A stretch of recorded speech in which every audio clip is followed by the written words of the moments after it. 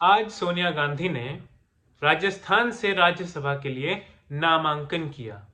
इसका मतलब साफ है, उत्तर प्रदेश में रायबरेली के चुनावी क्षेत्र से सोनिया गांधी अलविदा कह रही हैं।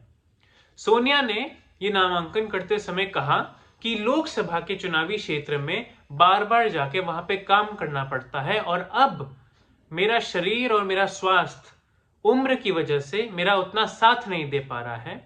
इस वजह से मैं बार बार अपने लोकसभा क्षेत्र में नहीं जा पाती हूं, इसलिए राज्यसभा से नामांकन कर रही हूं। लेकिन सीट बदलने का यह निर्णय कोई मामूली निर्णय नहीं है, क्योंकि रायबरेली की लोकसभा सीट से कांग्रेस का इतिहास जुड़ा है और गांधी परिवार का भी।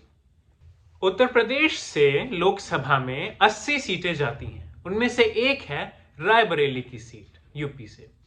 2014 और 2019 दोनों ही चुनावों में कांग्रेस भले ही यूपी से साफ हो गई हो, लेकिन सोनिया गांधी ने रायबरेली की सीट पर जमकर कब्जा बनाया रखा था। तो आइए एक बार पहले रायबरेली की लोकसभा सीट का चुनावी इतिहास देख लेते हैं। सबसे पहले 1952 और 1957 में गांधी परिवार के सबसे भूले हुए गांधी ने यह सीट को हासिल किया था, फिरोजे गांधी ने। फिर 1967 और 1971 में गांधी परिवार की सबसे लोकप्रिय नेताओं में से एक इंदिरा गांधी इस सीट से चुनाव जीतती हैं। 1977 में आपातकाल के बाद राजनारायण इंदिरा गांधी को इस सीट से हरा देते हैं और राजनारायण ने 1971 में भी इंदिरा गांधी के खिलाफ यहां से ही चुनाव लड़ा होता है। 3 साल बाद जब इंदिरा गांधी वापस आती हैं तो वो रायबरेली से एक बार फिर लड़ती हैं और जीत जाती हैं, लेकिन इस बार वो रायबरेली के साथ साथ तेलंगाना में स्थित मेदाक रीजन की सीट से भी चुनाव लड़ती हैं।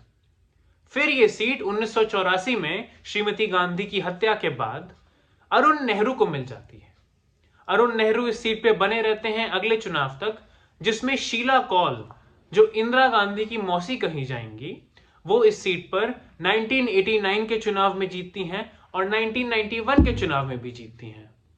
फिर 1996 और 1998 दोनों ही चुनावों में रायबरेली की लोकसभा सीट भारतीय जनता पार्टी के अशोक सिंह के हाथ में चली जाती है। उसके बाद 2004 से लेकर 2019 तक ये सीट लगातार 4 बार सोनिया गांधी जीतकर लोकसभा में आती हैं और अभी सोनिया गांधी रायबरेली से सांसद है।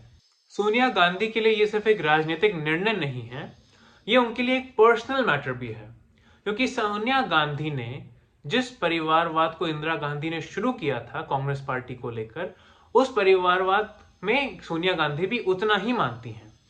और राजीव और इंदिरा के बाद उनका यह दृढ़ संकल्प था कि कांग्रेस पार्टी मेरी वसीयत है, इसको मैं आगे ले जाऊंगी और अब सारी रिस्पॉन्सिबिलिटी मेरे ऊपर है। सोनिया गांधी जब इस तरीके से कांग्रेस पार्टी को एक वसीयत के तौर पर देखती हैं, तो जाहिर सी बात है अपनी रायबरेली की सीट, जो उनकी सास और भारत की इतनी लोकप्रिय प्रधानमंत्री इंदिरा गांधी लड़ा करती थी, उस सीट को छोड़ने में सोनिया गांधी ने विचार तो बहुत किया होगा।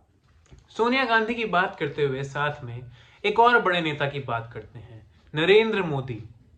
ये दोनों का आखिरी लोकसभा चुनाव हो सकता है, इसलिए नहीं कि प्रधानमंत्री मोदी हार रहे हैं, बल्कि इसलिए क्योंकि इस लोकसभा जीत के बाद प्रधानमंत्री मोदी शायद अगले लोकसभा में तो नहीं ही दिखेंगे। उनकी उम्र बहुत ज्यादा हो जाएगी, शायद सोनिया गांधी की तरह उनका स्वास्थ्य भी उनका इतना साथ ना दें कि वो इतने बड़े पैमाने पे कैंपेनिंग कर पाए जिस तरीके से वो इस समय कैंपेनिंग कर ले रहे हैं। सोनिया गांधी और नरेंद्र मोदी दोनों ही जब अपनी पार्टियों को अलविदा कहेंगे, एक्टिव पॉलिटिक्स से रिटायर होंगे, एज के कारण या फिर चुनावी परिणाम के कारण, जो भी रीजन हो, तो दोनों ने अपनी पार्टियों को बहुत कुछ दिया भी है, लेकिन लॉन्ग रन में जिस लेगेसी की बात पॉलिटिक्स में की जाती है, उसमें दोनों का क्या कंट्रीब्यूशन रहा है।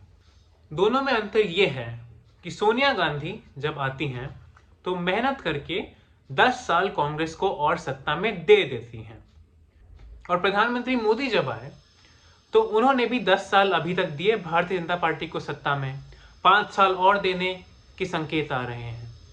लेकिन जब प्रधानमंत्री मोदी भारतीय जनता पार्टी को छोड़ेंगे तो बीजेपी जिस रूप में आई थी उस रूप से विकसित होकर एक बहुत ही ताकतवर और भारत की सबसे ताकतवर पार्टी बन चुकी है। वो सबसे प्रभावशाली और पूंजी के मामले में जिस पूंजी की बात अटल बिहारी वाजपेयी जी ने कही थी, उस पूंजी के मामले में भारतीय जनता पार्टी का कोई मैच है ही नहीं। दूसरी तरफ सोनिया गांधी जब कांग्रेस को अलविदा कहेंगी तो उन्होंने कांग्रेस को और कमजोर बनाकर छोड़ा। उन्हीं 10 सालों में नरेंद्र मोदी ने भारतीय जनता पार्टी को आरएसएस, विश्व हिंदू परिषद और जितने भी उनकी सिस्टर ऑर्गेनाइजेशंस हैं उनसे अलग हटके सबसे प्रभावशाली संगठन बना दिया।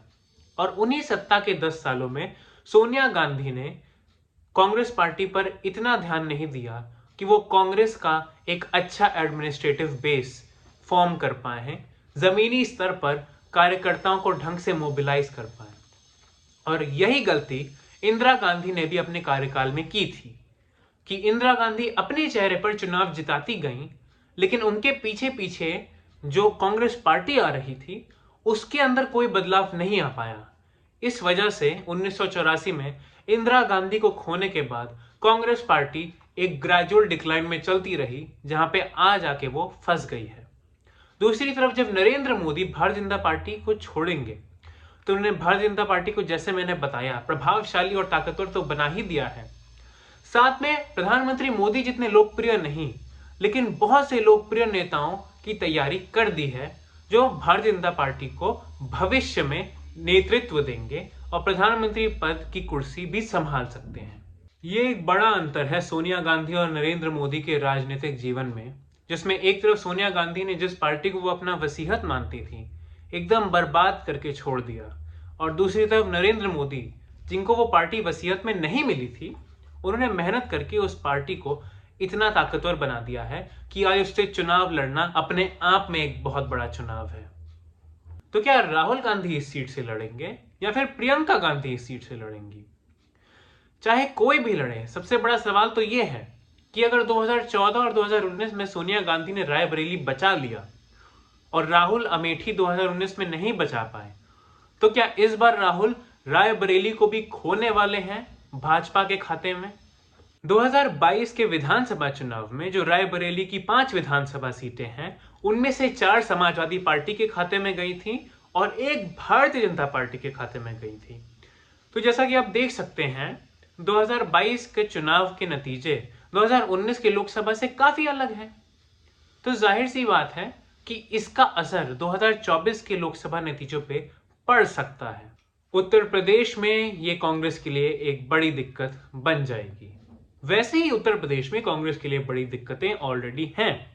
विधानसभा चुनाव में कांग्रेस गायब हो चुकी है और राहुल गांधी कभी भी वायनाड के बाद अमेठी ढंग से लौटे नहीं।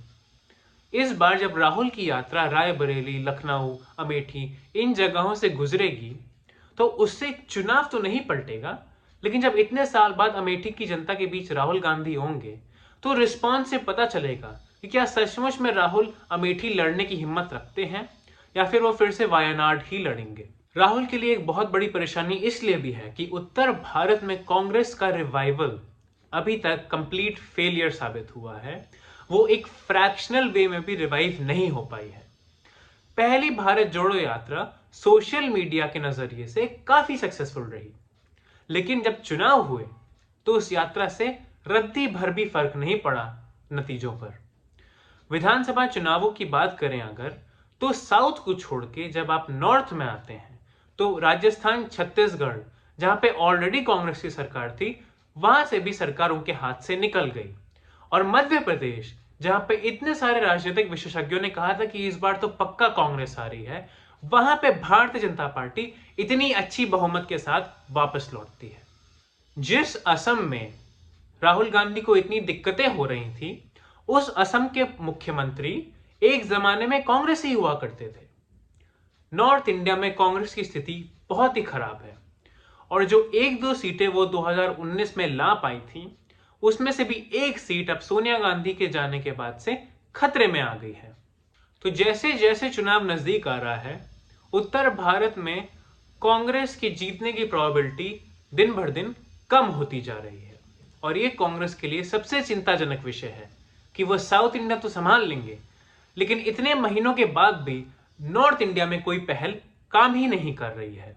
जहां तक राहुल के नेतृत्व की बात है, राहुल आज भी वही हैं जहां पे वो कुछ समय पहले थे, 2014 और 2019 में।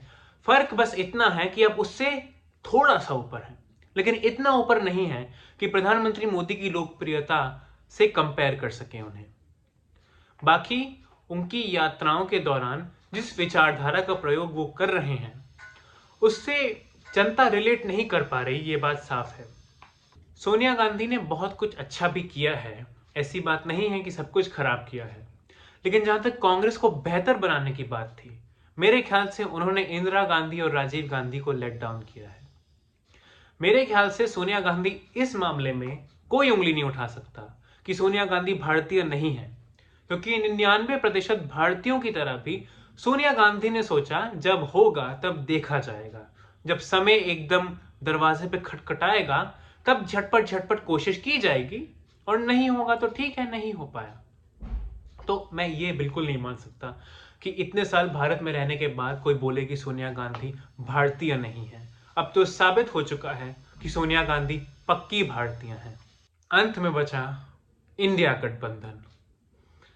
ये गठबंधन कम कांग्रेस की तरफ से एक पीआर स्टंट ज्यादा था, जनता को एक ये एहसास दिलाने के लिए कि अगर आप प्रधानमंत्री मोदी से नाराज हैं, अगर आप भारतीय जनता पार्टी से नाराज हैं, तो आज भी कांग्रेस का नेतृत्व में ये जो विपक्ष है ये वोट करने लायक है। आज भी कांग्रेस इस विपक्ष को नेतृत्व दे रही है, क्योंकि कांग्रेस ही सिर्फ एक विकल्प है भारतीय जनता पार्टी को। लेकिन एक बात तो कंक्लूड कर सकते हैं हम सब लोग कि सोनिया गांधी को अलविदा कहने के साथ साथ कांग्रेस पार्टी की आखिरी इलेक्टोरली वायबल गांधी को भी हम लोग अलविदा कह रहे हैं।